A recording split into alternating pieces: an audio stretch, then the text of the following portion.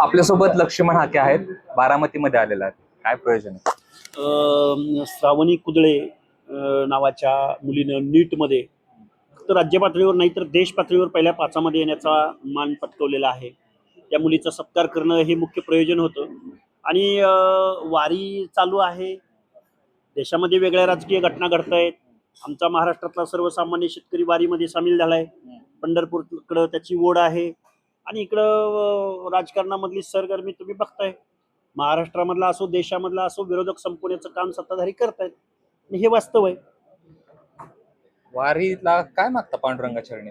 पांडुरंगाचरणी एकच म्हणेन, जे कोणी मुख्यमंत्री तिकडं महापूजेला येतील त्यांना फक्त एकच सद्बुद्धी मिळावी की आता फोडाफोडी बंद करा.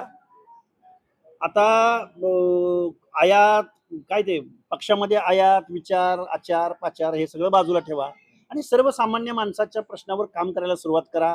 सत्ता येऊन बरीच महिने झालेले आहेत. लोक तुमच्या निर्णयाची वाट बघतोय. हे मी पांडुरंगानं त्या मुख्यमंत्र्यांना सद्बुद्धी द्यावी अशी मी विनंती करेन. भाजपचा डीएनए ओबीसी आहे, तुम्हीच म्हणाला होता. आता बघा, पश्चाताप होतोय का? पश्चाताप प्रचंड होतोय. भाजपने एक निर्णय घेतलाय की कास्ट व्हॅलिडिटी ओबीसी विजयंतीला कास्ट व्हॅलिडिटी करायला 4 दिवसाचा कालावधी आणि नव्यानं कुणबीकरण जरांगेंच्या माध्यमातून नव्यानं कुणबी काढलेल्या किंवा एसीबीसीच्या मुलांना 6 महिन्याची व्हॅलिडिटीसाठी हवी. हा असा प्रतिस्पर्धी जे म्हणजे विरोधाभास निर्माण करणारा जी आर कसा असू शकतो? मी कास्ट व्हॅलिडिटी अधिकाऱ्यांचे मला कॉल आहेत, मी त्यांना कॉल केलेले. सोलापूर जिल्ह्याच्या कास्ट व्हॅलिडिटी अधिकाऱ्याच्या टेबलवरती 4 दिवसामध्ये 600 कास्ट व्हॅलिडिटीच्या फाईल्स क्लिअर करायचे. कसे करू शकतील बरं ती? आणि असा कसा तुम्ही जी आर काढू शकता की एका कम्युनिटीसाठी 6 महिन्याचा अवधी आणि जे खरे ओबीसी आहेत जे सामाजिक न्यायाच्या म्हणून मला ओबीसी भाजपचा ओबीसी डीएनए हे आता पूर्णपणे संपलेलं आहे. आता ओबीसीचा डीएनए कारखानदार आहेत, वतनदार आहेत, भांडवलदार आहेत, आयात केलेले सगळे काँग्रेसी राष्ट्रवादी शिवसेनावाले हा आता डीएनए भाजप त्यावेळेस देखील होता. ज्यावेळेस तुम्ही वक्तव्य केलं होतं ना त्यावेळेस देखील तोच होता. मग आता तुम्हाला असं जाणवलं का? बघा, सत्ता येण्यासाठी जर तुम्ही काही पक्ष फोडत असाल तर ते थोडस समजू शकतो, पण सत्ता आली सत्ता फोडण्याचं म्हणजे तुम्ही मोठं वक्तव्य करताय. पक्ष फोडणं तुम्ही समर्थन करताय. सांगतो ना, सत्तेमध्ये जर जादुई आकडा पूर्ण करण्यासाठी जर तुम्हाला काही लोक लागत असतील, जर ते काही कायद्यानं जे काही प्रस्थापित आहे त्यानुसार किती एवढे टक्के जर फुटून गेले तर जेवढी लोकशाहीत मान्यता आहे तेवढे ऐका ना मला पुढे करू द्या ना. पण आता सत्तेमध्ये बसले तर आता कशासाठी पक्ष फोडतोय? आता पक्ष फोडायचं काय कारण आहे? आता माणसं फोडायचं काय कारण? बरं, मला एक मिनिट मी थांबवतो. तुम्ही समर्थन करताय नाही पक्ष नाही केलं तुम्ही आता तुम्ही समर्थन केलं ना आता का केलं? म्हणजे त्यावेळेस चोरी केली तर चालते ना आता केली तर मी उदाहरण मी असं म्हणत नाही की मी असं म्हणत नाही की भाजप मी उदाहरण देतोय. जर एखाद्या चोराने जर चोरी केली तर ती त्यावेळेसची व्हॅलिड होती, पण आता जर केली तर ती चुकी. चोरी नाही. बघा, लोकशाहीमध्ये जर एखाद्या पक्षामधून एक ठराविक टक्केवारीमध्ये जर तिथले त्यांचे मेंबर फुटून जात असतील, मी उदाहरण दिलं. हो ना. मग माझं म्हणणं काय आहे की भाजपला सत्तेमध्ये जाण्यासाठी एकनाथ शिंदे गटाची आवश्यकता होती, हे समजलं ना. पण अजितदादा गटाची काय आवश्यकता होती हे नाही समजलं ना. बरं, आत्ताची परिस्थिती अशी आहे की या देशामध्ये या भाजपला डिलिमिटेशन कायदा पारित करायचा. डिलिमिटेशन म्हणजे काय तर खूप कालावधीनंतर इथल्या मतदाराला इथल्या नागरिकाला एक प्रतिनिधित्व समान व्यवस्थित मिळालं पाहिजे. ही गरज आहे ना देशाची आणि ह्याला कुणाचाच विरोध असायचं कारण नाही ना. तुम्ही पारदर्शी पद्धतीनं जर हे डिलिमिटेशन बिल आणत असाल तर कुणाचा विरोध असायचं काही कारण नाही ना. एकदा तुम्ही ममता बॅनर्जीचा पक्ष फोडता, पुन्हा तुम्ही उद्धव ठाकरेंचा उरला सुरला पक्ष फोडता आणि उद्धव ठाकरेंचे खासदार तर ज्या लोक फुटली त्याच्या विरोधात निवडून आले आणि परत तीच फुटतात आणि परत तीच तिकडे जातात. हे कळलं नाही राव महाराष्ट्राच्या सामान्य माणसाला. म्हणून ओबीसी हा भाजपचा डीएनए आहे असं म्हणणाऱ्या या भाजपचा ओबीसीचा सेल प्रमुख, ओबीसीचा कार्यकर्ता या आरक्षणाच्या बाबतीमध्ये कधी बोलताना तुम्हाला दिसला का? तर तुम्हाला त्याचं उत्तर कुठंही दिसला असं मिळणार नाही. त्यामुळे भाजपचा डीएनए आता कारखानदार आहे, भांडवलदार आहे आणि कॉर्पोरेट वर्ल्ड मधली माणसं आहे. भाजपचा डीएनए प्रसाद लाड आहे. भाजपचा डीएनए काय ते बँकेचे काय ते आहेत, दरेकर आहेत. आता त्यांना माधवच कशाला पाहिजे, आता ओबीसी कशाला पाहिजे, बलुते आलुते कशाला पाहिजे. भाजपचा डीएनए आता प्रसाद लाड. प्रसाद लाड या माणसाचं नाव घेण्याचं कारण तो काही एवढा मोठा माणूस नाही, पण जे आता आमच्या एससी बांधवामध्ये जे भांडणं लागलेले आहेत वर्गीकरणावरून, अरे नोकऱ्या राहिलेत कुठे बांधवांनो? अरे नोकऱ्या प्रसाद लाडच्या कंपनीला गेलेत. 1 लाख लोकांचा पगार प्रसाद लाडच्या कंपनीच्या माध्यमातून भागवला जातो. आणि त्या कंपन्या कुणाच्या आहेत तर शासनाच्या, शासकीय निमशासकीय आस्थापना आहेत. नोकऱ्या कुठे उरलेत? आणि तुम्ही मारामारी कुणाच्या सांगण्यावर आणि कुणाकुणात करत बसलाय. त्या नोकऱ्यांसाठी खरं तर माझ्या एससी बांधवांनी, माझ्या मातंग बांधवांनी, माझ्या नव्वद बांधवांनी रस्त्यावर उतरलं पाहिजे. लोकशाही वाचवण्यासाठी, आरक्षण वाचवण्यासाठी भांडलं पाहिजे. नोकऱ्या तर सगळ्या लाडच्या कंपनीला गेलेत, गायकवाडच्या कंपनीला गेलेत. आणि उरलंय काय राव? भांडताय कशासाठी? तुमचे पण भाजपशी चांगले संबंध आहेत. माझे चांगले संबंध. कधी काळी आम्हाला असं वाटायचं की भाजप हा ओबीसींचा पक्ष आहे, वाटायचं आम्हाला. कधी काळी भाजपला रामदास आठवले चालायचे, कधी काळी भाजपला राजू शेट्टी चालायचे, कधी काळी भाजपला महादेव जानकर चालायचे, कधी काळी भाजपला काय ते स्वर्गीय विनायक चालायचे. नाही, मी त्यावेळी कार्यकर्ता होतो. मी अलीकडच्या कालावधीमध्ये आहे. त्यावेळी मी तसा कुठं मी प्रश्नच उरत नाही भाजपचा माझा. पण आम्हाला वाटायचं असं की 5 पांडव, गोपीनाथराव मुंडे साहेबांनी 5 पांडव पुढे आणले आणि काँग्रेस राष्ट्रवादीची जी सत्ता, कधी इथं काँग्रेस राष्ट्रवादीच्या सत्तेचा सूर्य मावळल असं महाराष्ट्रामध्ये कधी वाटत नव्हतं. राष्ट्रवादीवर जास्त बोलतात. हे बघा, हे सत्ता येत असतात जात असतात, मुख्यमंत्री जात असतात येत असतात. पण मी ज्या प्रवर्गाची भाषा बोलतोय, वाईस बनण्याचा प्रयत्न करतोय, त्याच्या शोषणाला जबाबदार हे राष्ट्रवादीनं कुठल्या पक्षावर, कुठल्या अजेंड्यावर कधी काम केलं मला सांगाल? राष्ट्रवादीनं या महाराष्ट्र व्यापी एखाद्या शेतकऱ्याच्या प्रश्नावर आंदोलन उभं केलंय. राष्ट्रवादीनं महाराष्ट्रामधल्या ओबीसींच्या प्रश्नावर आंदोलन उभं केलंय. राष्ट्रवादीनं इथल्या एखाद्या भूमिपुत्राचा लढा उभा केलाय. राष्ट्रीय पक्षांनी ते केलं असं तुम्हाला वाटतं? शेतकरी कामगार पक्षानं केलं, शेतकऱ्यांच्या अनेक संघटनांनी केलं ना त्या लोकांनी. पण राष्ट्रवादीनं असं कधी केलेलं आम्ही बघितलं नाही.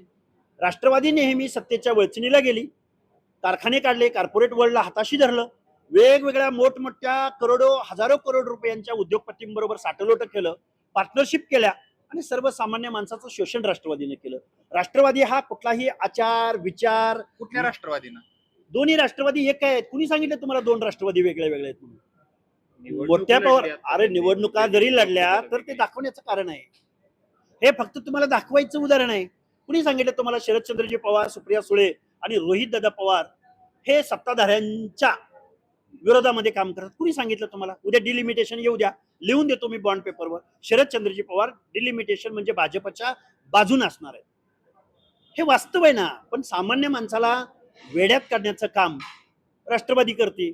मी राष्ट्रवादी काय वैयक्तिक आमचं हे असायचं कारण नाही. पण दिसतंय ते सातत्यानं दिसतंय की लक्ष्मण हाके सातत्यानं राष्ट्रवादीवर बोलतायत. मी ज्या भागातून, ज्या महाराष्ट्रामधून, ज्या ओबीसींचा, ज्या विजयंतींचा, ज्या शोषितांचा आवाज कुठेतरी मांडायचा प्रयत्न करतोय, त्या आवाजाला राष्ट्रवादीच्या अजेंड्यावर कधी स्थान मिळालं का याचं उत्तर मला तुम्ही द्या.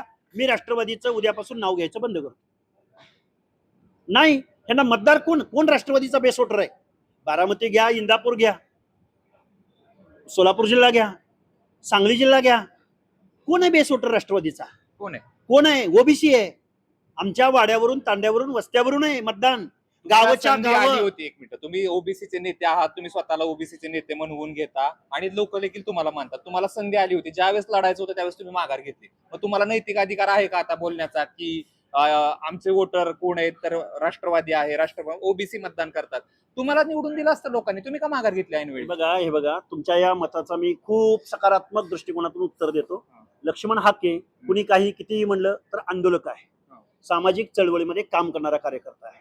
आणि सामाजिक चळवळीमध्ये काम करणारा कार्यकर्ता असताना जर लक्ष्मण हाकेकडे एक पक्ष असता किंवा एखाद्या पक्षाचा बी फॉर्म असता किंवा लक्ष्मण हाकेकडे निवडणूक लढण्यासाठी निवडणुकीची अधिसूचना जारी झाल्यापासून मतदानाच्या दिवसापर्यंत ज्या घटना घडामोडी घडतात हे वास्तव आहे. हे वास्तव एक 10% जर लक्ष्मण हाकेच्या बाजूने असतं तर लक्ष्मण हाके निश्चित लढला असता. याचा अर्थ लक्ष्मण तयारी केली होती. प्रश्नच नाही. लक्ष्मण हाके म्हणत होते सातत्यानं मी लढणार. लक्ष्मण हाके फॉर्म भरायला निघाले होते आणि त्यावेळेस लक्ष्मण हाके नेमकं काय झालं होतं आता तरी सांगा. फार 5-6 महिने होऊन गेले त्या निवडणुकीला, सांगून टाका काय झालं. महाराष्ट्रामध्ये मी एक आंदोलक आहे. आंदोलक असताना एक निवडणुकीमधून माघार घेतली याचा अर्थ 5 वर्षामध्ये कितीतरी निवडणुका येतात आणि जातात ना. त्यामुळे येऊ घातलेल्या निवडणुकामध्ये आम्ही इन्फ्लुएन्सर निश्चित ओबीसीच्या मतावर आम्ही निश्चित ठरवू. एका विधानसभेमध्ये एका लोकसभेमध्ये 10 ते 15% मतदान फिरवण्याची ताकद आम्ही निश्चित बाळगू.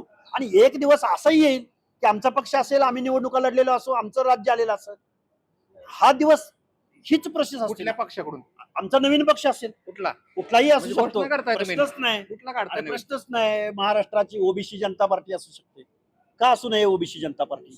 ज्या महाराष्ट्रामध्ये ओबीसी जनता पार्टी तशी ओबीसी जनता पार्टी लक्ष्मण हाके काढतात. 1000% महाराष्ट्रामधली ओबीसी जनता पार्टी असेल आणि महाराष्ट्राच्या सत्तेवर, महाराष्ट्राच्या विधानसभेवर ओबीसी जनता पार्टीचा लक्ष्मण हाकेला फक्त लाईफ थोडंसं चांगलं मिळावं आणि ओबीसीच्या बांधवांनी आपल्यासाठी कुणाची तरी धुनी भांडी करण्यापेक्षा, कुणाचं तरी जाजम उचलण्यापेक्षा, कुणाची तरी हुजरेगिरी गुलामगिरी करण्यापेक्षा आपल्या प्रश्नावरती काम करायला ज्या दिवशी सुरुवात करतील त्या दिवशी या फुले शाहू आंबेडकरांच्या या महाराष्ट्रामध्ये ओबीसी जनता पार्टीची सत्ता असेल. कधी घोषणा करताय? कधी उद्या परवा कधीही करू. आम्ही ग्राउंड तयार करतोय. आम्ही महाराष्ट्रातल्या हर एक माणसांसमोर जातोय. ओबीसीच्या प्रश्नावर आम्ही भांडतोय, लढतोय. सामाजिक न्याय हक्कासाठी भांडतोय, आरक्षणासाठी भांडतोय. आम्ही 400-450 ओबीसीच्या जाती एकत्र येत असताना सत्ताधाऱ्यांनी आमच्या एससी बांधवामध्ये लावलेली भांडणं बघून मात्र आम्हाला प्रचंड दुःख झालंय. आम्ही 400-450 जातींना आम्ही एकत्र करायचं. कोणत्या बाजूला आहेत नेमके? विरोधात आहेत, सत्तेत आहेत? एकीकडे तुम्ही पक्षफोडीचं समर्थन करता, दुसरीकडे त्यांच्याच विरोधात तुम्ही आवाज उठवताय. नेमकं लक्ष्मण हाके कुठे आहेत? लक्ष्मण हाके हे आंदोलक आहेत. लक्ष्मण हाके सामान्य माणसाच्या सामान्य प्रश्नावरती, सामान्य जनतेच्या प्रश्नावरती आंदोलन करतायत, बोलण्याचा प्रयत्न करतायत. मग तो आरक्षणाचा प्रश्न असो, शेतकऱ्यांचा प्रश्न असो, आमच्या आरक्षण वर्गीकरणाचा प्रश्न असो, ज्या आरक्षणाच्या माध्यमातून इथल्या व्यवस्थेनं बजेटमध्ये काही दिलंच नाही आणि न देता जर आमच्या एससी बांधवात भांडणं लागत असतील, बोलणार कोण त्याच्यावर? कोणीही बोलायला तयार नाही. एकही जाणकार व्यक्ती, एकही आरक्षणाचा अभ्यास असणारा व्यक्ती, एकही इथल्या नीती म्हणजे इथल्या बजेटचं ज्ञान असलेला व्यक्ती, एकही आंदोलनामधला चळवळीमधला व्यक्ती या दोन बांधवांच्या भांडणावरती बोलायला तयार नाही. हे आम्हाला वाईट वाटतं. कुठला पक्ष लक्ष्मण हाकेंच्या दृष्टीनं चांगला वाटतोय? मला तर आता लक्ष्मण हाकेंच्या दृष्टिकोनातून पक्ष पार्टी नवीन येईल. दर 10-15 वर्षाला एखादा पक्ष येतोच. अरे समस्या बदलल्या, क्राऊड बदलला, वेगवेगळं. आता जेनझी आहे ना, जेनझीला आवडणारा पक्ष येईल ना समोर. काँग्रेस जनता पार्टी आहेच की ऑलरेडी. काँग्रेस जनता पार्टीनं चांगलं काम करावं, संविधानाबद्दल आपलं मत व्यक्त करावं आणि फक्त व्हर्च्युअल काम करून चालणार नाही, तर ग्रासरूटला गेलं पाहिजे. गेली 20 वर्ष झाली आम्ही महाराष्ट्रातल्या नांदेड जिल्हा कुठं आहे, जालना जिल्हा कुठं आहे, परभणी कुठं आहे, हिंगोली कुठं आहे, रात्रंदिवस आम्ही पळतोय. 2-4 तास सुद्धा आम्ही झोप घेत नाही. मग जर व्हर्च्युअल आणि वास्तव या दोन गोष्टी जर समोर आल्या तर निश्चित परिवर्तनाचा पक्ष पुढे येईल. निश्चित नवीन काहीतरी बघायला भेटेल. झालं ना, हे बघा, विजय थलपतींनी 2 वर्षात पक्ष स्थापन करून तिथली जर सत्ता ते ताब्यात घेऊ शकत असतील, त्यांनी निवडणूक लढली जाऊ शकते ना. प्रत्येक निवडणुका लढल्या असतील असं नाही ना.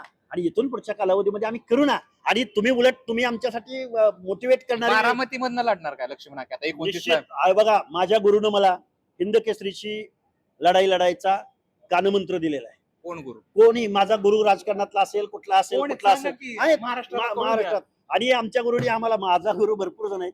माझे गुरु गोपीनाथ मुंडे आहेत, माझे गुरु महादेव जानकर आहेत. आम्ही निश्चित हिंद केसरीच्या विरोधामध्ये आम्ही लढाई लढू. हिंद केसरी कोण आहे? कोण महाराष्ट्रातली तुम्हाला माहिती आहे.